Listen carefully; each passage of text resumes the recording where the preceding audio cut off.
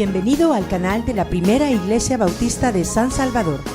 Esperamos que seas edificado a través del mensaje que estás por escuchar. Recuerda visitar nuestro muro en Facebook para que conozcas más acerca de nuestras actividades. También puedes escribirnos a nuestro correo electrónico. Será un placer saber de ti. Dios te bendiga.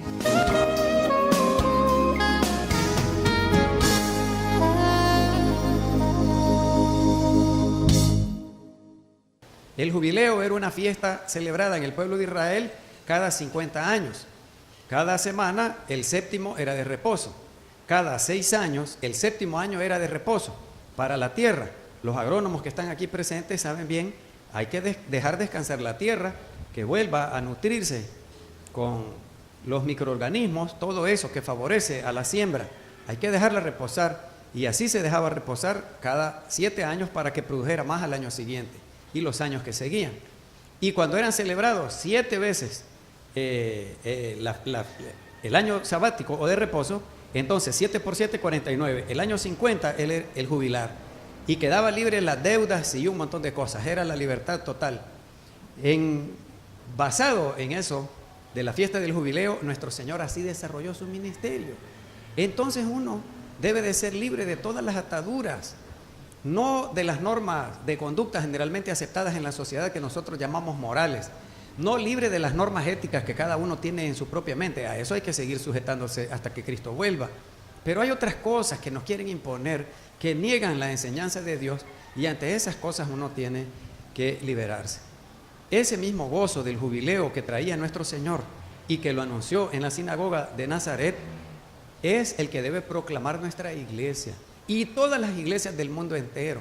Si no lo hacemos así, o es que no hemos entendido bien la palabra de Dios, o es que tenemos temor, o es que queremos gozar de algunos privilegios que tenemos en la sociedad.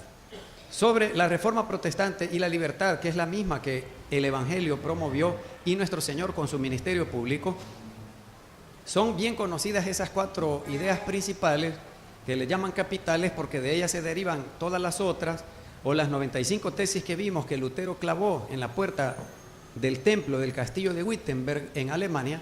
Pueden resumirse en esas 4, que en latín se escribía sola fide, solo la fe, y se escribía sola gloria Deo, o solo para la gloria de Dios, sola gratia, sola escritura.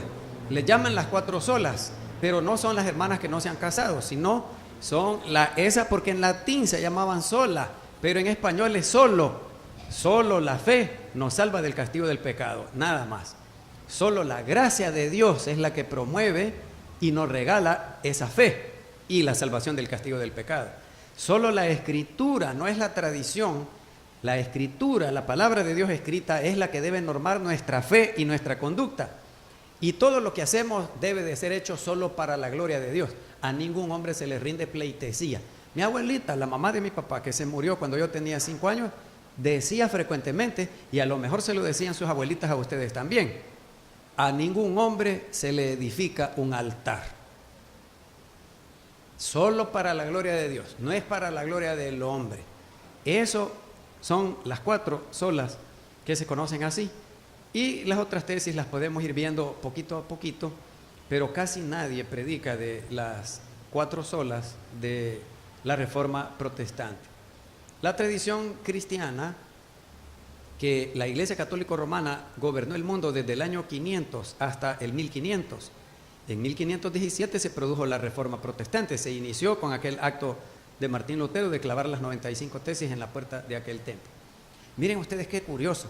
A los hermanos, hermanas que les gusta el milenio por aquí, el milenio por allá, cabalito, ahí tienen 1000 años de gobierno de la iglesia en el mundo entero, conocido en aquellos días. Todavía no se había descubierto el continente América. Pues en ese milenio había esclavitud de todo tipo, como ya vimos, y produjo libertad en todo aspecto y en todo sentido. Miren qué importante es esta libertad que aportó la reforma protestante. Hay un filósofo costarricense de nombre Roberto Murillo, publicó un artículo que leí hace unos 30 años o más, en el que destacó el aporte de Martín Lutero a las libertades modernas, y el drama nos lo ha hecho recordar. Y en estos aspectos, que no son todos, pero algunos que están mencionados aquí en estos afiches, la reforma de Lutero produjo libertad. Y dijo este filósofo costarricense Roberto Murillo que hay que agradecer las libertades que ahora tenemos, que las promovió la Reforma Protestante. Otro señor de nombre José Julián Martí, que falleció el año 1895, era político y escritor cubano, es el símbolo máximo que tienen los cubanos de las aspiraciones de independencia, también representante de la literatura hispanoamericana. En Cuba es considerado un héroe José Julián Martí, y le cito textualmente lo que él escribió: todo amante de la libertad debe colgar un retrato de Martín Lutero en la pared de su cuarto, para que no se le olvide toda la libertad que produjo en la historia humana. ¿Por qué fue tan importante este aporte de los reformadores a la libertad, hermanos, hermanas? Porque en aquel siglo XVI, año 1517, Europa vivía una crisis de autoridad terrible y espantosa, porque estaba terminando lo que se ha llamado la Edad Media y comenzó la Edad Moderna. Hoy ya vivimos en la posmoderna, pero en aquellos días el único que mandaba en el mundo entero, conocido en aquellos días, era el Papa, el máximo representante de la Iglesia Católica Romana. Le llamaban a él en latín Sacro Emperador Romano. Sacro significa santo, emperador.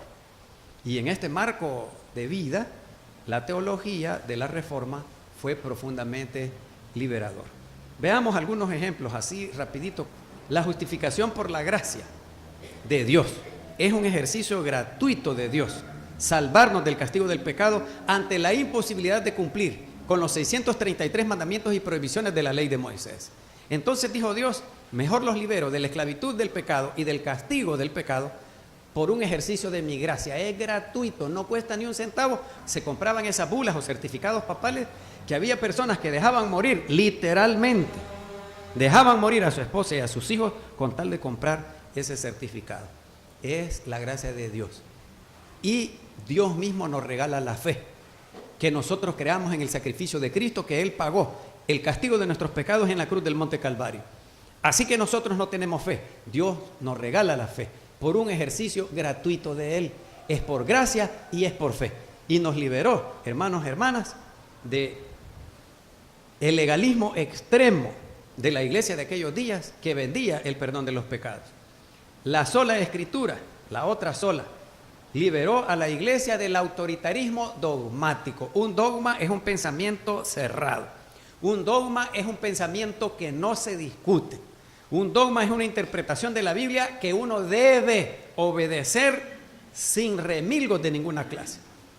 Así es, así será. Como el faraón de Egipto, así fue escrito, así se ha hecho.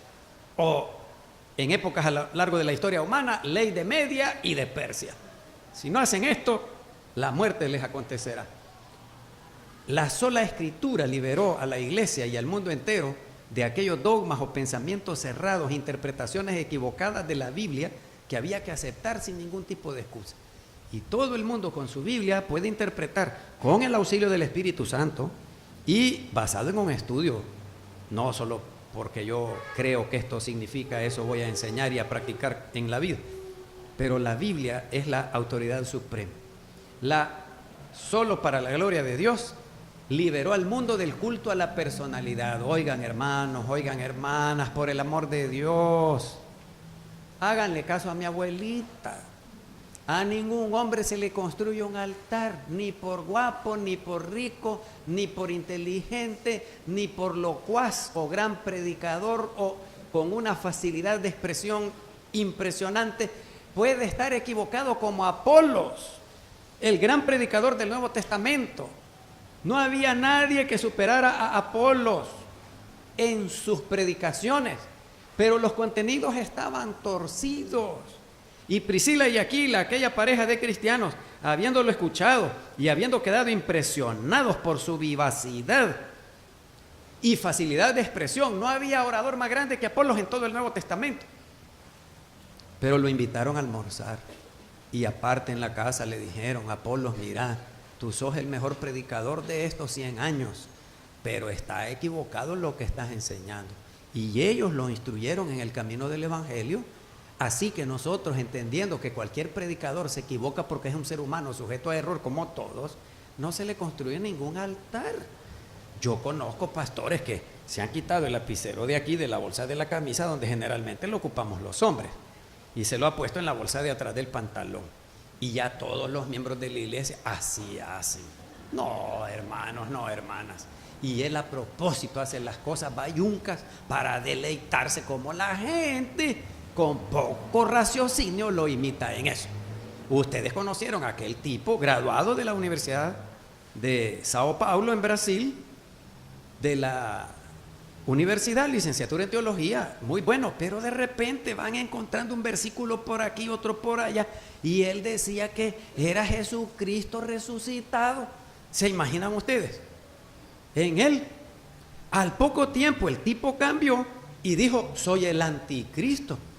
Y vino aquí a El Salvador varias veces, allá en la Catedral Metropolitana, 300 metros de distancia de donde estamos ahorita, vino a quemar escapularios y camándulas, péndulas y otras cosas allí. Y claro, eso es una ofensa para los católicos romanos.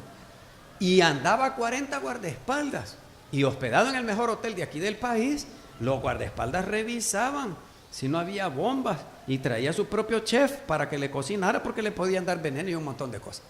Habiendo enfermado terminal, él todavía fue capaz, ahí está en el YouTube, él fue capaz de decir: me voy a morir, pero voy a resucitar. Ya van a ver, todavía estamos esperando y por todos los siglos vamos a esperar. Eso no es posible. Pero ¿cómo pueden influir en tantas personas? Habiendo dicho que era el anticristo y habiéndose tatuado, él aquí enseña en el YouTube, véanlo, enseña los 3 6 aquí en el antebrazo. La cámara enfoca a todos los miembros de la iglesia, y hay unos que lo tienen aquí, otros por aquí, otros por aquí, otros por aquí. La cámara sigue a los miembros y tienen los 3 6. Cuando salen los hermanos de la reunión y usted tiene los 3 6, sí, los tengo por aquí, los tengo por... Y hay una mujer que dice: los tengo en un lugar donde no le puedo enseñar, le dice al camarógrafo. Ya ustedes usen su imaginación. ¿Cómo puede ejercer una persona dominio tal sobre una congregación? No. Todo es para la gloria de Dios. Y nos liberó del culto a la personalidad. El sacerdocio universal de los creyentes nos liberó del clericalismo, es decir, el clero o los sacerdotes ejercen un poder en la vida de la iglesia, pero terriblemente espantoso. Cuando yo era pequeñito, llegaba el sacerdote a la colonia y yo me admiraba cuando: padre, pase por aquí, siéntese. Le sacaban la silla, lo atendían como que fuera Dios mismo en persona. Tome sus horchatillas, su fresco de tamarindo, su pedazo de semita alta, y le platicaban y le decían: y aquí, anda a traer para el padre tal cosa. Y yo chiquito me quedaba viendo extasiado y decía: yo cuando sea grande quiero ser cura, decía yo. Me hice sacerdote, que es parecido, pastor, que es algo parecido a ser sacerdote, pero no es lo mismo. Al pastor lo ningunean: vos no sos ninguno para que me digas a mí. Pero en algunas congregaciones sí. No, todos somos sacerdotes, todos somos reyes delante de Dios. No vale la oración más la de una mujer que la de un hombre, la de un hombre que la de una mujer, y no vale más la del pastor que la del hermano que barre y trapea el santuario. Pero la gente dice: no, si no me visita el pastor, no, yo diáconos y miembros de la comisión de compañerismo, no, pastor. Hermano, yo tengo una necesidad, quiero que ore. No, yo, esa hermana no, que ore el pastor. Entonces uno también edifica un clericalismo allí un poco ridículo, que la Biblia no lo tiene. Todos somos sacerdotes, todos somos reyes, todos tenemos derechos iguales. Por eso me gustan las iglesias bautistas. Yo he conocido iglesias donde el pastor es el que manda y es como un pavo real, y lo que él dice eso se hace. Él administra los fondos de la iglesia, él se receta su salario y todo. Él le dice a una hermana: vaya a pagar el recibo del agua, la luz y el teléfono, y ya de ahí nadie sabe, no hay contabilidad. Él es el que manda, y la gente admira eso. Sí, yo también cuando era joven, una vez, ya les conté en una investigación de la Asociación Bautista de El Salvador, voy al cuartel de Aguachapán, ahí en época de la guerra, y llegamos nosotros, platicamos con el coronel, que era jefe del destacamento militar, y aquí tuvimos este problema y este problema. Así no. Y estaba un poco así, traguiteado. Se había tomado sus traguitos. La gente dice manudo, no sé por qué le dicen como que le crecen las manos, ¿verdad? Hay gente que cuando bebe licor dice: este anda patudo, como que los pies los anda, no sé, porque la gente tiene una forma de hablar. Otros dicen: anda totoreco, dicen que ya no mantiene bien el equilibrio. Pero fíjese que así no, así fue la cosa, así. Entonces él gritó: ¡soldado! Y había 3 que estaban allá. Uno estaba regando la grama y otros 2 eran oficiales ya de más rango elevado. Pero como él gritó: ¡soldado!, Y los tres, hermanos, hermanas, mire, me voy a hacer un poquito para acá. Los tres hicieron así. Sí, coronel. Y los mando a llamar. Y el que estaba regando la gama y los otros dos, que eran ya más elevados el rango, eran mayor a teniente, pero el coronel es el que mandaba allí en el destacamento militar. Y le dijo, a los tres les dijo, porque aquel que, y él no sabía, él dijo soldado, ¿y a quién de los tres le estaba hablando? Se le presentaron y le dice, llama al jefe de la Policía de Hacienda, le dijo, al de la Policía Nacional. No me acuerdo cuál era el otro cuerpo de seguridad que había en aquellos días de la guerra aquí. Pero la Guardia no lo mencionó, pero era otro. Pero a los jefes militares de esos cuerpos de seguridad, que se me presenten. Y le hacen así otra vez. Sí, coronel. Y se van aquellos dos. Hermanos, y ya pasen, ¿no quieren una cervecita? No, si somos pastores evangélicos, Dios me guarde, con Dios me libre, ¿no? El Cristo de la gloria, no, nosotros, Coca-Cola sí, pero el whisky de los evangélicos, vaya, eso sí le aceptamos. Ya nos dio una gaseosita y él se tomó su cerveza. Hermanos, hermanas, no pasaron 15 minutos, yo creo que 5 o 10, y ahí estaban los jefes de los otros cuerpos militares y les contó la causa. Y yo otra vez, mire, alucinando, no, cuando yo sea grande yo quiero ser coronel también. Hay una iglesia que tiene por nombre Ejército de Salvación y hay el hermano que da la bienvenida en la puerta. Yo ya he asistido aquí en San Jacinto, cerquita aquí, para el terremoto de octubre del 86, vinieron aquí a El Salvador, Ejército de Salvación, y ahí hay soldados rasos, cabos, sargentos, subsargentos, igualito que el ejército, nada más que son cristianos. Y el hermano que está en la puerta, bienvenido hermano, Señor le bendiga mi teniente. Mire, así, si yo les dijera, hermanos, háganse para acá. Sí, mi pastor. Todos para adelante en la banca, pero hermanos, vénganse para adelante, aquí está más fresquito. Mire. Vaya, el sacerdocio universal de los creyentes nos liberó del clericalismo, la intervención excesiva del clero. El pastor es modisto, esa ropa sí, esa ropa no, ese corte de pelo no, este sí, este maquillaje no, este. Yo conozco congregaciones en donde los niños y las niñas, los jóvenes, quería decir, yo les digo niños porque no tienen DUI todavía, legalmente no son jóvenes, no son ciudadanos, son niños todavía si no tienen DUI. No me diga niño, pastor, yo soy joven, enséñame el DUI, pues le digo yo, vaya.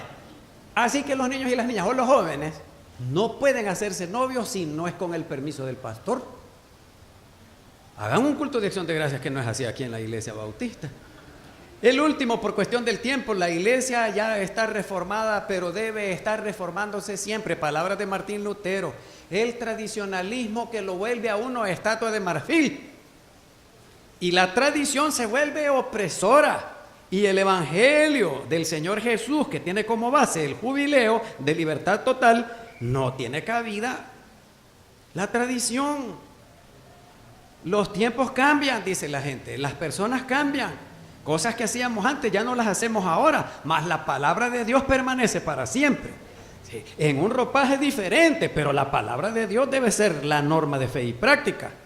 Pero ya la forma, el aspecto externo, la forma externa, eso cambia, hermanos, hermanas. Y hay algunas iglesias que le dan tanta autoridad a la tradición que se vuelve opresora. Y la Reforma Protestante vino a liberar de eso, pero antes que la Reforma Protestante, el Evangelio de nuestro Señor y Salvador Jesucristo. Vámonos a la conclusión ya. Daniel Sargent estaba enfermo y no fingía, enfermo de verdad. Porque hay personas que son hipocondríacas, que en todo, ahí anda dando la gripe HN1-4, no, yo creo que esa tengo porque me ha caído mi dolor de cabeza. Ay, Dios mío, que uno no debe bañarse con agua helada porque el corazón palpita más rápido. Hay gente que se ha muerto con el agua helada. Yo puedo comprar una ducha eléctrica porque yo ya siento unos pálpitos aquí que ya. No, enfermo de verdad. 27 años de edad, atormentado por dolencias graves, penosas. Era diabético. Miren hermanos, miren hermanas, no usen mucho azúcar. Si ustedes conocen a una persona que padece de diabetes, se cuidan mucho y viven más. Pero es una cosa terrible. La diabetes no le permitía pelear contra las infecciones. Y las infecciones le produjeron la amputación de una pierna. En segundo lugar, estaba semiciego, porque de los primeros sentidos que afecta la diabetes es el sentido de la vista. En tercer lugar, debía vivir en una silla de ruedas porque no tenía posibilidad de caminar sin la pierna que le faltaba. Por si eso fuera poco, Daniel Sargent estaba preso, cumpliendo una condena de 18 años por asalto a mano armada.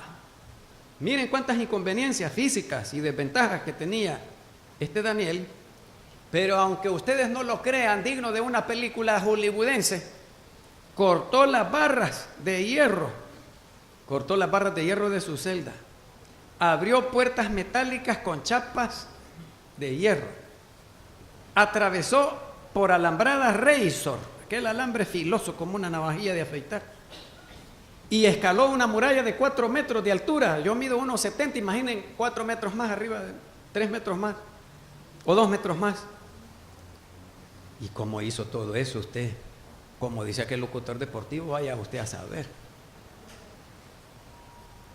Y salió de la cárcel de Haewick, en el estado de Georgia, de los Estados Unidos de Norteamérica. Los periódicos publicaron en primera plana: ¿acaso no merece la libertad? Mire qué tipo, la hazaña que hizo. Ni en las películas lo han visto. Claro, a simple vista uno se siente inclinado a pedir la libertad para este reo porque la procuró con esfuerzos sobrehumanos. Todas las desventuras que debió pasar, todo el tiempo que le tomó la planificación, todos los obstáculos que venció para llegar hasta la calle. No avanzó mucho, pero recobró su libertad por pocos metros y por pocos minutos. Sufrió momentos de angustia intensos. Dicen los entendidos en la materia que esos momentos de angustia por el nerviosismo que se apodera de uno es lo que lo hace fracasar en esos intentos.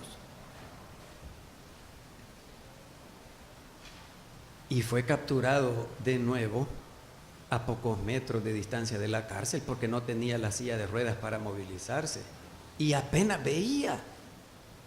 Ahora pregúntense ustedes, por esa simpatía y por respeto a los derechos humanos hay que darle la libertad como premio por esos esfuerzos que hizo. No, hermanos, no, hermanas. 50 metros avanzó de la cárcel, pero allí lo capturaron. ¿Qué dicen las leyes de nuestro país y del mundo entero? Este se fugó y le añadió condena a la que ya estaba sufriendo. Claro, se hizo un jurado de conciencia, pero después de evaluar no le dieron la libertad ni por todos los méritos que había hecho para fugarse. La ley exige que se cumpla con lo que se le demanda a la persona. La hazaña fue grandiosa, admirable, conmovedora, pero no le compró la libertad que tanto deseaba. Cuando uno cumple con la ley y la condena, lo despiden hasta haciéndole una fiestecita de despedida. Pero si viola las leyes, la condena es segura. Nosotros nos atravesamos los semáforos en rojo. Hay cámaras de vigilancia. Si esas cámaras de vigilancia que ustedes no ven, a menos que sean cuidadosos como yo, quiero ver si no hay cámara aquí, en el poste aquel. A veces hay unas de 360 grados que giran y hay otras que son estáticas. Pero yo prefiero esperarme a la luz verde del semáforo. No me gusta pasarme en rojo ni cuando me están viendo, no me están viendo. Ya es una cosa que tengo yo bien metida en la mente. Y ya me lo he pasado en rojo o he hecho un viraje en U donde no se debe y después uno no haya ni que explicarle al policía. Pero yo ya les he dicho que soy respetuoso de la ley, yo no doy mordida. Ofrenda de amor le doy al policía para su familia o algo así, pensando en alguna cosa, señora gente. No. La ley es la ley, caiga quien caiga. ¿Han oído esa frase ustedes? La libertad es lo mismo. La más grande de todas, hermanos, hermanas. Porque esta libertad dura toda la eternidad. Es la libertad del castigo del pecado. Todas las otras libertades duran el tiempo de vida que Dios nos concede. Pero la libertad del castigo del pecado dura toda la eternidad, son años sin fin. Nos libera del pecado que nos hace sus esclavos. ¿Y cómo podemos obtener esa libertad? Con esfuerzos, comprándola, como en los días de la Reforma Protestante, o haciendo esfuerzos sobrehumanos como este Daniel Sargent hizo para fugarse de la cárcel. No, hermanos, no, hermanas. No hay manera alguna. La única forma de ser libres del castigo del pecado es por la fe en Cristo Jesús como Señor y Salvador. ninguna otra, de ninguna otra manera, ni con los sacrificios extremos, como el apóstol Pablo escribió, inspirado por el Espíritu Santo, ni que diera mi cuerpo para ser quemado. El Señor Jesús pagó nuestro castigo en la cruz del Monte Calvario. Y el que en Él cree, o la que en Él cree, tiene la vida eterna por la sola fe, como Lutero rescató en la Edad Media. Porque cumplimos con las leyes de Dios, no porque violentamos las leyes que Dios ha establecido. Así que el que cumple con la ley se le concede la libertad. Y si nosotros cumplimos con la fe, con creer en Cristo como nuestro Señor y Salvador, el Padre Celestial nos da la liberación. Nuestro Señor y Salvador Jesucristo cumplió a cabalidad aquella profecía de Isaías que me gusta mucho. Tardé 54 años, quizá tengo 57, en comprender esta lectura del profeta Isaías. Ciertamente llevó Él nuestras culpas. Ciertamente, verdaderamente, con toda seguridad, Él llevó nuestras culpas. Y la parte que me encanta, Él se llevó nuestras enfermedades. Él sufrió nuestros dolores en la cruz del Monte Calvario. Y por si eso fuera poco, murió en nuestro lugar. Profecía de Isaías, cumplida 800 años después en nuestro Señor y Salvador Jesucristo en la cruz del Monte Calvario.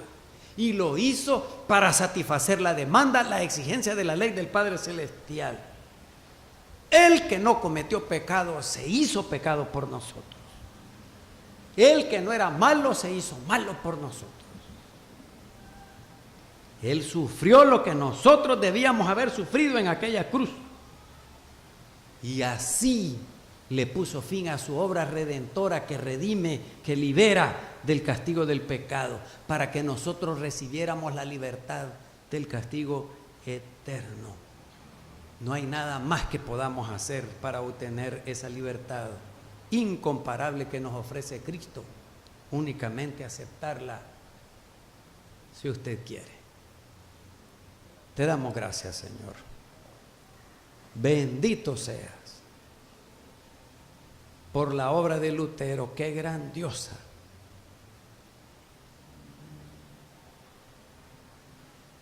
Leyendo la Biblia, estudiando la Biblia, un hombre cambió la historia del mundo entero hace 500 años. Pero todavía más grandioso, un hombre obediente hasta la muerte y muerte de cruz. Hace 2000 años obró la redención, el perdón, la liberación del castigo del pecado. Y que hoy se ofrece, como se ha ofrecido durante 2000 años, gratuitamente, por un ejercicio de tu gracia. Y tú nos regalas la fe para que creamos en el sacrificio de Cristo en la cruz del Monte Calvario. Te damos gracias por todos aquellos hombres y mujeres que hemos creído a lo largo de 2000 años y por los que van a creer hasta que tu Hijo traiga su reino en plenitud. Bendito seas, te alabaremos, te honraremos y te glorificaremos por toda la eternidad, por esta obra que has hecho y que hoy la hemos recordado medianamente.